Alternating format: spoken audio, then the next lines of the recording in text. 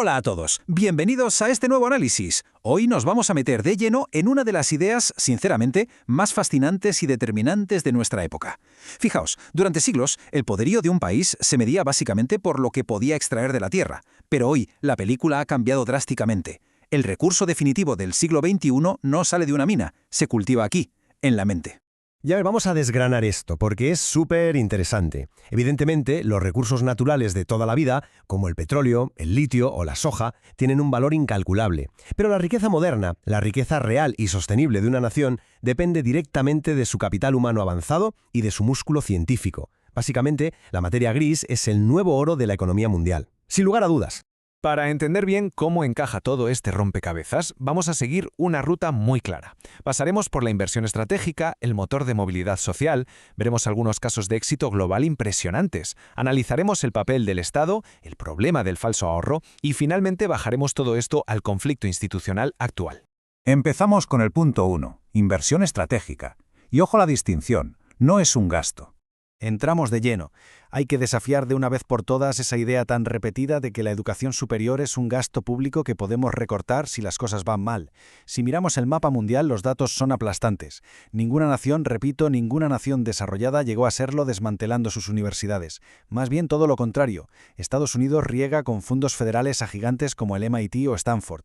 Alemania tiene un ecosistema científico-industrial brutal. Corea del Sur pasó de la pobreza extrema a ser una potencia tecnológica invirtiendo agresivamente en educación. Y lo mismo hacen Israel y China, inyectando miles de millones en investigación y desarrollo. Todos ellos blindan sus universidades como inversiones estructurales totalmente innegociables. Pasamos al punto 2, el motor de movilidad social. Imaginad por un momento cómo se traslada esto de la macroeconomía a la vida de una persona normal y corriente. Cuando alguien de un entorno humilde logra pisar la universidad, se desata una reacción en cadena tremenda. Primero, su productividad se dispara y, lógicamente, su sueldo también. Un sueldo más alto significa que esa persona consume más y, por tanto, genera más impuestos. El resultado final, una reducción drástica de lo que esa persona dependerá del Estado en el futuro. Es decir, no estamos hablando solo de dar clases, estamos hablando de construir infraestructura económica a largo plazo. Vamos con el punto 3, casos de éxito global. Y ahora, lo verdaderamente interesante de todo esto es cuando lo bajamos al mundo real. Hay casos históricos innegables de talento argentino que, a pesar de los vaivenes económicos de siempre, acabaron cambiando el mundo. Fijaos en César Milstein. Este hombre, graduado de la Universidad de Buenos Aires, desarrolló la técnica de los anticuerpos monoclonales. Puede sonar súper técnico, pero supuso un antes y un después absoluto en la sanidad mundial. Permitió crear tratamientos revolucionarios para el cáncer o las enfermedades autoinmunes. Su educación, que fue pagada por el Estado, cambió la historia de la medicina, literalmente. Para que os hagáis una idea de la escala, agarraos. 300.000 millones de dólares. Ese es el dineral que mueve actualmente la industria global de los anticuerpos monoclonales cada año.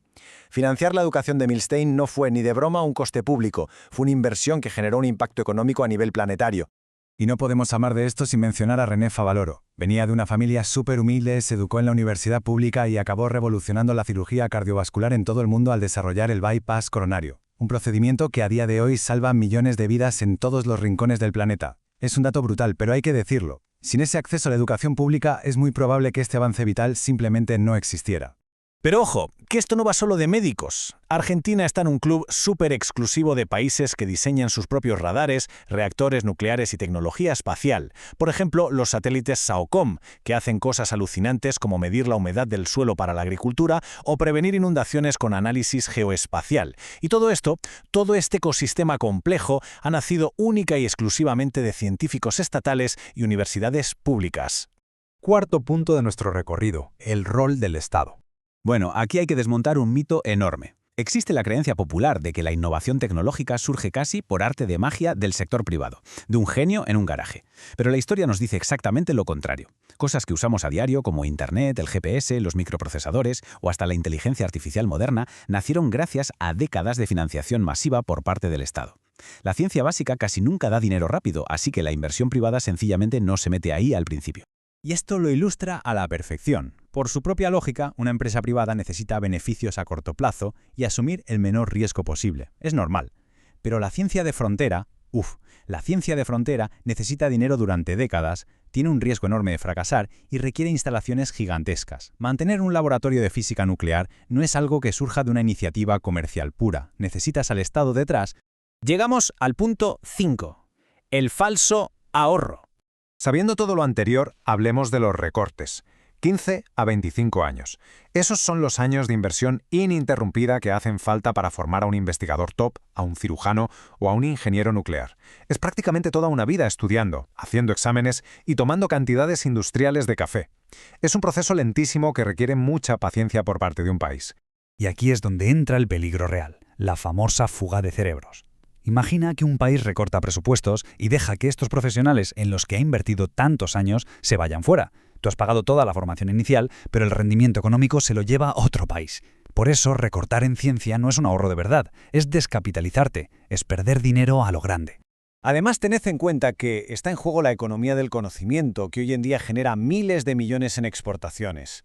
Empresas tecnológicas punteras como Globant, Mercado Libre o Bioceres existen porque hay una masa gigante de talento saliendo de esas universidades. Recortar ahí es el equivalente exacto a vender la maquinaria de tu fábrica para cuadrar las cuentas de este mes. Pan para hoy, pero estás destruyendo tu futuro tecnológico. Y esto nos lleva al punto 6, el conflicto institucional actual. Vamos a aterrizar este análisis en los hechos que están pasando ahora mismo en Argentina, fijándonos estrictamente en los datos objetivos. Según el Consejo Interuniversitario Nacional, ha habido una caída real de más del 45% en los fondos desde 2023. Al mismo tiempo, bajo el gobierno de Milei, los hospitales universitarios ya están lanzando alertas de riesgo operativo crítico por falta de dinero. Es decir, advierten de un posible colapso. Como es lógico, esto ha provocado un roce institucional enorme. El Congreso legisla y aprueba los presupuestos, el Ejecutivo los ejecuta y la Justicia vigila. Pues bien, varios sectores académicos y legislativos denuncian que el Poder Ejecutivo está ignorando o retrasando esos fondos que ya se aprobaron democráticamente.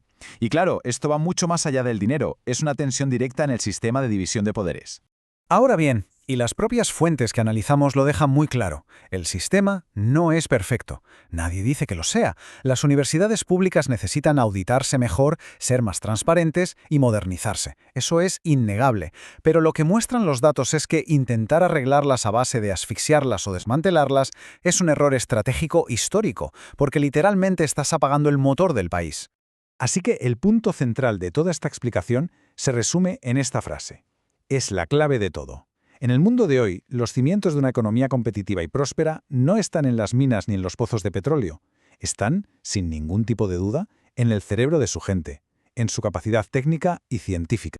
Y quiero terminar este análisis dejándoos con una pregunta para reflexionar, porque de cara al futuro, esta es la decisión que marca la diferencia. ¿Va a liderar un país el mundo invirtiendo en la mente de sus ciudadanos? ¿O se va a quedar para siempre exportando materias primas mientras se ve obligado a comprar la inteligencia de fuera? Esa es la verdadera cuestión. Muchísimas gracias por acompañarnos en esta explicación. ¡Hasta la próxima!